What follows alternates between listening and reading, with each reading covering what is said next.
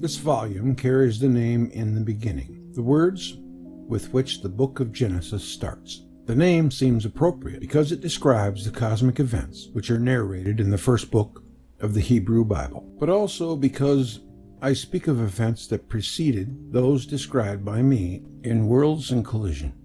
Thus, the name of the book conveys to the reader the notion that here is an earlier history of the world, compared with the story of Worlds in Collision, although it is the second volume in that series. In some sense, it is the first volume, being the earlier story. We call it a prequel today. When the manuscript of Worlds in Collision was first offered to the publisher, McMillian and Company, New York, it contained a brief story of the deluge and of the cataclysm that terminated the Old Kingdom in Egypt. But after one of the publisher's readers suggested that the book should concentrate on one event, we compromised in presenting in the published volume two series of cataclysms. That would be his book of Mars and Venus. Those that took place in the 15th century before the present era, that's BC, and were caused by the near approaches of Venus, and those that occurred in the 8th century before this era and were caused by near approaches of Mars.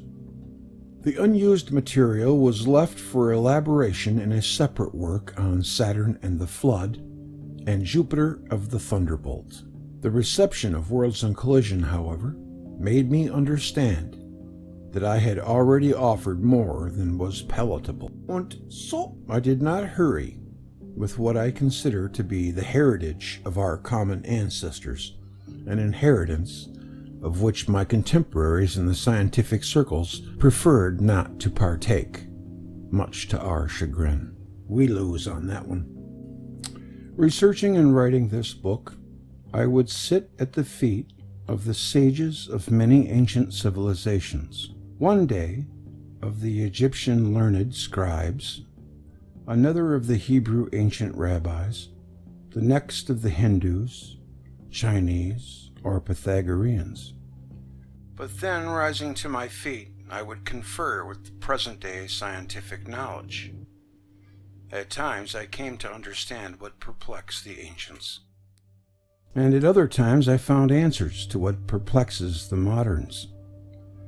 This shuttle back and forth was a daily occupation for a decade or more, and it became a way to understand the phenomena, to listen to those who lived close to the events of the past, even to witness and to try to understand them in the light of the theoretical and experimental knowledge of the last few centuries.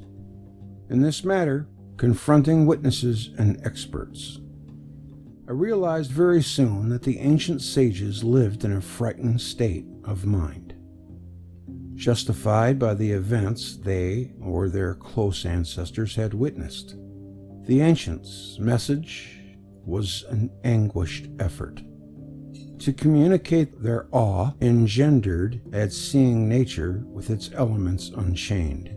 The moderns, however, denied their ancestors' wisdom, even their integrity, because of an all-embracing fear of facing the past, even the historically documented experience of our progenitors. As recent as 80 generations ago, I have deliberately described the catastrophe of the second and first millennia before this era, before I describe the catastrophes of the previous ages. The reason is obvious. The history of catastrophes is extremely unsettling to the historians, evolutionists, geologists, astronomers, and physicists. That word doesn't exactly roll off the tongue, does it? Therefore, it is preferable to start from the better known and then proceed to the less known. For the last catastrophe caused by the contact of Mars and the Earth, I could establish the year, the month, and even the day. Not so for the catastrophes in which Venus and the Earth participated.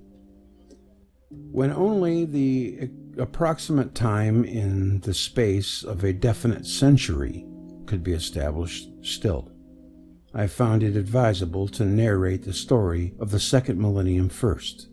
It was possible to write the story of the contacts with Venus with a fair amount of detail, but each cataclysm is not only more remote in a time from us, it is also obscured by the catastrophes that followed. As we seek to penetrate even deeper into the past, we can see the foregoing periods through the veil of catastrophes. Dimmer and dimmer is the light behind every veil, till our eye can distinguish no more, behind the veil that hangs over the period when Earth was moonless. Though already inhabited by human life, we do not know the beginning. We can only enter the theater at what may have been the third or fourth act. Emanuel Velikovsky.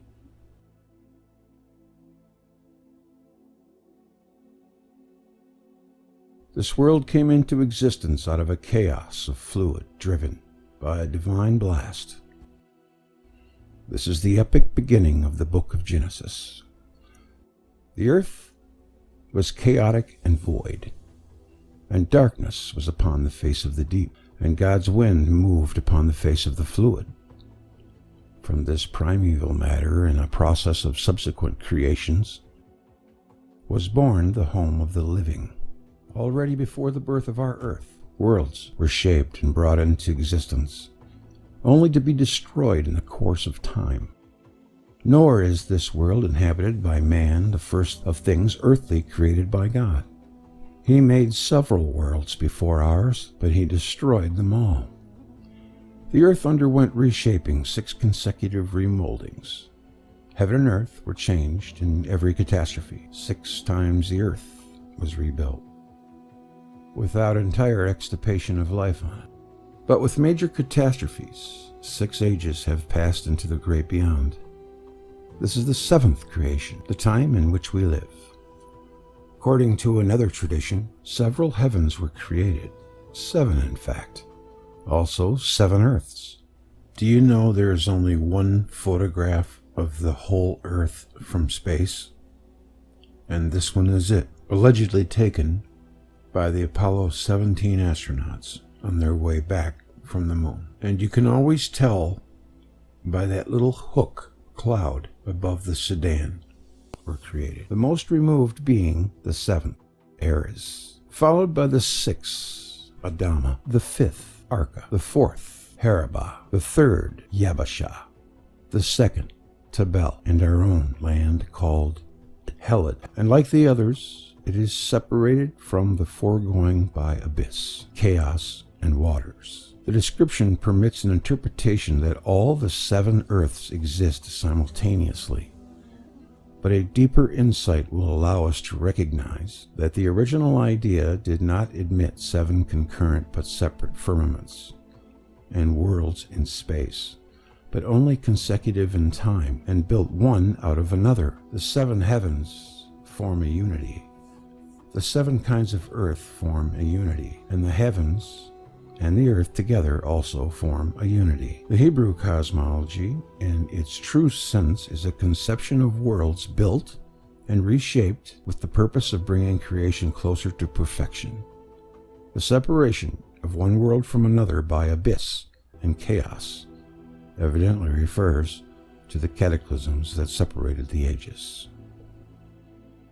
References: Ginsburg, Legends of the Jews, Philadelphia 1925, Ginsburg Legends 1, 10f, Legends 11, and the notion of a succession of worlds created and destroyed is common to many nations of antiquity. Vicentius Sangamano, Cosmographia Burma, quoted by F. Buchanan.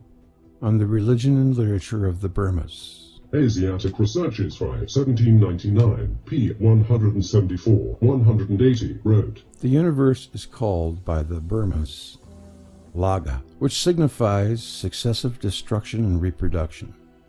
The Burma writings do not conceive of one world, but of an infinite number, one constantly succeeding another, so that when one is destroyed, another of the same form and structure arises.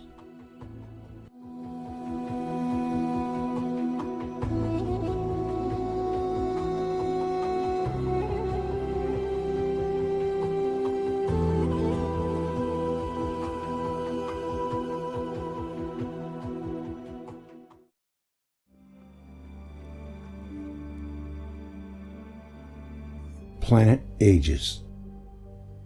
The ages of the past between the successive catastrophes, in many diverse sources, sun ages. I have tried to show why this designation is meaningful, but the ancients also maintained that the successive ages were initiated by planets: Moon, Saturn, Mercury, Jupiter, Venus, Mars. Therefore, the sun ages could also have been called planet ages. Hesiod ascribed the Golden Age to the time when the planets ages to the time of the planet Jupiter. The same concept is found in Virgil, who says that before Jove's day, that's Jupiter, i.e., in the Golden Age when Saturn reigned, no tillers subdued the land. Even to mark the field or divide it with bounds is unlawful. The idea that the earth was under the sway of different planets at different ages is also the teaching of the Pythagoreans, the Magi, Gnostic sects, and secret society. Sounds like sex. In numerous astrological texts, the same concept is repeated, that 7 millennia were dominated by 7 planets, one after another. The worshippers of the devil, the Syrian sect Yezidis or Yezidis, believed that 7,000 years had passed since the deluge. At the end of every millennium, one of 7 planet gods descends on the earth, establishes the new order and new laws, and then retreats to his place. An identical tradition is found in the writings of Julius Africanus. The ages of the ancestors passed under the government of the planets, each in its turn, also according to the Ethiopian text of the first book of Enoch. The 7 world ages were each dominated by one planet. The Gnostic sect Mandeans taught in its holy book, Sidra Rabbah, that the history of mankind is composed of 7 epochs, that these epochs were terminated by catastrophes, and that one of the planets ruled in each epoch. Epoch or epoch? I guess it's a tomato thing. The length of the ages in the Sidra Rabbah is made very long, but the concept is nevertheless common to many ancient creeds. Worlds in collision, the world ages, the sun ages. Works and Days, translated by Evelyn White. I'll just spare you the years, you can see them. Georgix. Fairclough, and you can see that one there. Kumant Gelzer, Journal of Society of Oriental Research. R.H. Charles, The Book of Enoch, or I Enoch. Is that a 1? My bad eyes. Let's see. 1 Enoch, Oxford, 1912, LII 2-9, pp. 102 ffcf. Pousset, Daimel Risder Seal, p. 244. Genzer, Codex Nasarius, Liber Adami Appellatus M. Norberg, Transil and ed. Volume 3, London, 1815, pp. 69. I like how it says Real Encyclopedia. I didn't know there were fake ones. Herzog Knock, 3rd, 1903. I don't wish to bore you with references, but I think it's important because it might ring a bell with someone, or perhaps someone would like to look in one of these books, so I provide them. Planet Ages, that was a quick one. I wouldn't mind even getting a few that I've seen, like Herodotus or Herodotus. Sounds a little better, I guess. And Saturnalia. I noticed that one. And another one I see a lot is the Icarus. Those books I found through the references to be interesting. I'd like to check them out sometime. And I just might do that. You don't know how hard it is for me to refrain from bad puns on all of this stuff. For example, the you gotta, if you gotta. You see what I mean?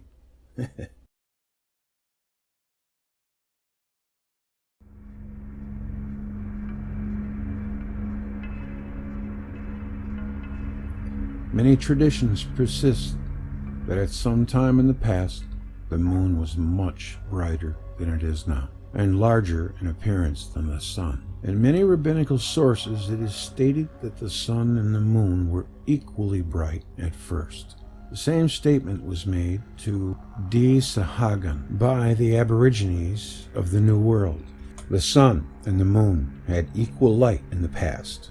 At the other end of the world, the Japanese asserted the same. The Nihongi, these names, the Nihongi Chronicle says that in the past, the radiance of the moon was next to that of the sun in splendor. Traditions of many peoples maintain that the moon lost a large part of its light and became much dimmer than it had been in earlier ages. In order that the sun and the moon should give off comparable light, the moon must have had an atmosphere with a high albedo, refracting power, or it must have been much closer to the Earth.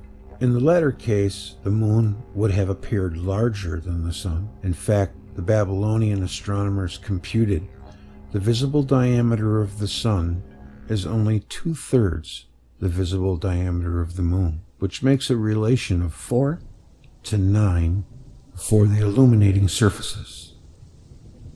This measure surprised modern scholars, who are aware of the exactness of the measurements made by the Babylonian astronomers, and who reason that during the eclipses one can easily observe the approximate equality of the visible disks. Targum Yerushalmi, Genesis chapter 1 verse 16 and Numbers chapter 28 verse 15, Harlan 60b, Midrash Breshith Rabbah. Other sources in Ginsburg, Legends v34ff, B. de Sahagan, Historia General De las Costa de la Nueva Expanda. Cf. The Peruvian tradition recorded by Pedro Sarmiento de Gamboa in the 16th century, according to which Viracocha created the moon brighter than the sun. There's that Nihongi again. 1896 that book was written. Thompson, all that stuff there. Handbook of the South American Indians, 1948. The Earth Without the Moon, section see above. Weidner, unless I'm missing something there. And these guys. Supplements. Paulie Wasowa. All right. And that was it.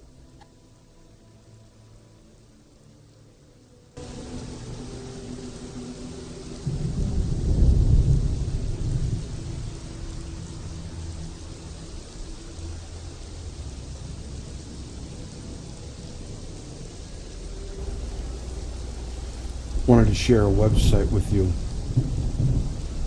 It's called mythsorhistory.com. This guy's done some really brilliant work. He's got a 3-part video on YouTube, and it's really good. They're making a movie. I don't know if Thunderbolts is involved with it or not. I get the impression that they are, but I don't know. I can't be sure about that. But I want to share it with you, and maybe if you're like me, you know, you're into the chronology of it all. Like I want to know what happened when. But they're investigating the origin and transmission of cultural memory and ancient mythology, archaeoastronomy, traditional esotericism. Myth is the history of the psyche. William Irwin Thompson.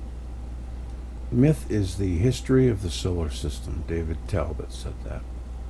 Myths or History is a growing compilation of interdisciplinary correlations demonstrating the historical accuracy of cosmological catastrophes.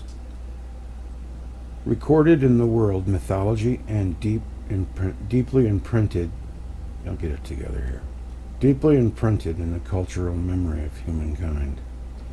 And as they go through the whole thing, and there's the Jupiter myth, you can check that out. And if you go to chronology, I'll just take the first page and read it. And it's, man, this stuff is just explosive. It's interesting, you know. They give you pictures and a little bit of breakdown. So 10,900 is the furthest they go back. We've got some pictures here. It's the solar system. That's the bay there, gouged out. Some impacts, and there's, you know, they tell you about it too in script. But Berkeley number 1, I guess. Birkeland current, field current. Proto-Saturn nebula attracted to the sun. So Saturn was just floating along and it got too close to the sun. Proto-Saturn's large positive charge, repulsive shock.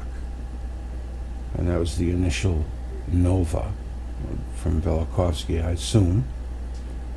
And in a 280-mile wide anode blister in Hudson Bay. Being on the Earth at that time maybe could have been similar to climbing inside of a rocket engine and trying to survive. It just seems like it was just unimaginable what was going on at that time. Tortured landforms, Senecalac, Belcher Islands, charge equilibrium, Saturn dumps electrons too, equilibrate scarred satellites, the gouges on continental shelf, boring points, blistering, rapid meltwater formation of the eskers and drumlins. 3. Earth torque, heliarc sculpting. This is the thunderbolts. Saginaw impact manifold, carving of Great Lakes. Wow. We were always told it was glaciers. But I always wondered, where did the residue from the glaciers go? Never seen where it could have went to, because it had to go somewhere. It makes more sense to me that it was sculpted out electrically. That's why the oceans look like they've been scraped out. Rapid flowing meltwater formation of glacial terrain. Not so much by aliens, but by gigantic thunderbolts. Carolina, Nebraska sandhills and bays, carbon spherules. 2. The repulsive shock. Bam. Compressive shock wave generates high temperatures, incinerates forests and prairies, North America, boils lakes and rivers, incinerates all plant and animal life, tar pits. Repulsive folding of the Appalachian and Rocky Mountains. Clovis Point culture terminated. Want to know where the Clovis folks went? There it is. Gore the Father, Chilumbalum, Mesoamerica. Those are a couple of Clovis fingers. This is a good picture. That's the Earth flare star. Uh-oh, how do I get out of this? Okay. Okay, then we move to 4, alteration of Earth's axis and orbital period. What is that? Yuctaspore? Yuctasoir. Yuctasoir, 1894. Sun relocates away from the grand center. Proto-Saturn. Cordona, 1982. So Yuctasoir was the one who added this. Cordona came in with his books. Thornhill, 1998. Proto-Saturn attracted the sun. Cook. I think that's Chinook. 2001. Saturn's orbital period reduced. Earth's synchronous rotation ends. Subpolar rotation begins. Okay, so synchronous. So it must be from Saturn, right? And then the subpolar. So there was a change in the Earth's rotation at that point. That would have brought on major, just outstanding. Primordial dark purple dawn era under Proto-Saturn during its sub-brown dwarf star stage. A view looking north from the Siberian Arctic coast. The weather was just balmy, I guess. So it would have been dusk, drizzly and balmy at all times. Plasticine nonconformity. Pleistocene. I know. Some people say you didn't pronounce it right. Let's see how the guy pronounces it. Pleistocene. Pleistocene. Okay. Nonconformity. Drowning of aquatic habitats. Disappearance of homelands. Gaps of evidence. displaced waters and torrential rains in the mytho-historical record. Huron cosmology, red score testimony, Hindu Vishnu Purana, earth tectonic expansion, chaotic debris, purple dawn. So it's there if you want to check it out. I just wanted to bring it to your attention. I'll have it in the description for you. It's excellent.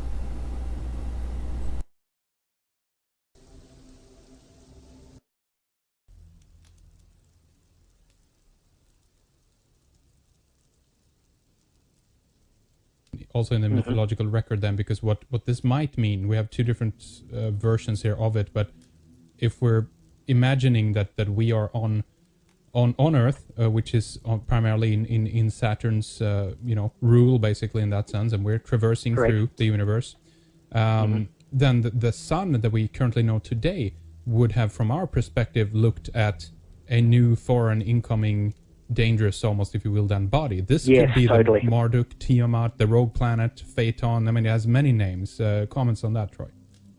Well, I would actually point to Jupiter more on the, and of course we're talking about the work of Sitchin and people like that who have sort of looked at this idea of a rogue planet menacing the system.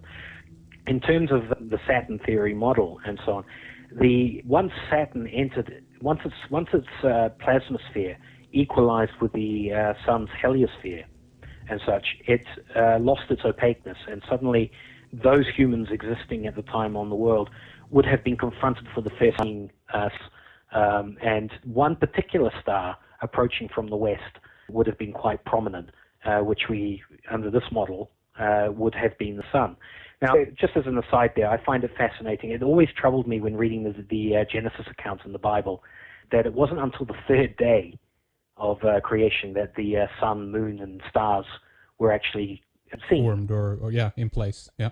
That's right. Yeah, we have a let there be light moment at the beginning, but the sun and the stars and so on are not seen to this third day, and we'll get back more into that, because this is really what we're talking about in mythological terms. Is of course this event with Saturn's plasmasphere equalizing, becoming transparent, very much tied with the beginning of what we call a golden age. And yes, this star arising would have been a completely new object.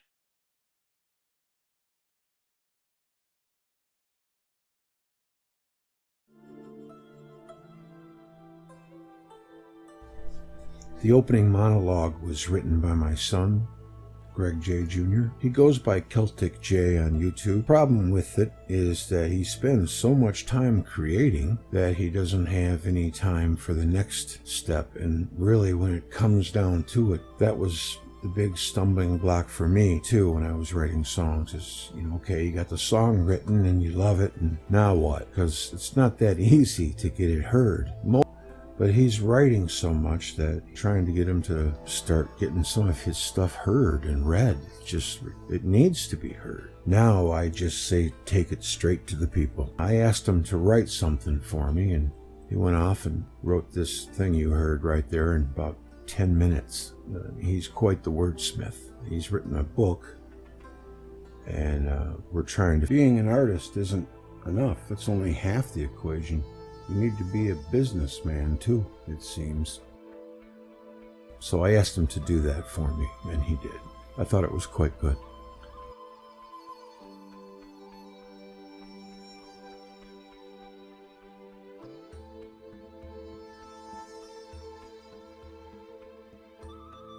Okay, it's oddity time. I always like to point out oddities, and I love finding faces, and this time is no different. This is the sunspot, and there is so much going on in here that I see. I realize it's my imagination, but I don't believe in pareidolia, or doilia, or whatever that's called. And I just see so much going on here, and I don't know, I guess it could be just a good, vivid imagination, but look at this guy right here, his forehead, his hair. Look at that. Look at those eyes. Those are perfect eyes. Now, there is a theory that the sun is hell. I mean, I'm not saying it exists. I'm not saying it isn't. It's just really cool to muse about. Here's a face right here. Look at this. Perfect face. Hair. He's got sun holes for eyes. His lips. And there seems to be like a dude right here whispering in his ear. And then there's a guy right here behind him. There's a couple of guys over here and here. No, not there. Here it is. And there was another one that, they're so hard you lose them. But look at all this. This looks like a line of people, and like pushing and shoving faces, I know that it's probably not. That's pretty damn busy if you just look for things, And I know that you can make skulls just in a painting by dabbing a brush, and you don't mean to, but that eye looks so defined. You say, well, it can't be real because he's got an elephant nose, until you see this picture. A human with an elephant nose. I don't know. I like to point out oddities, Maybe I've been hitting the stick a little bit too much. And then this thing here, what is that? Oh, man, that's a good fake if it's a fake, which it has to be. I know. That's a pretty ugly fake. I mean, it's pretty good. And, well, have you ever had mornings where you felt like that? I have.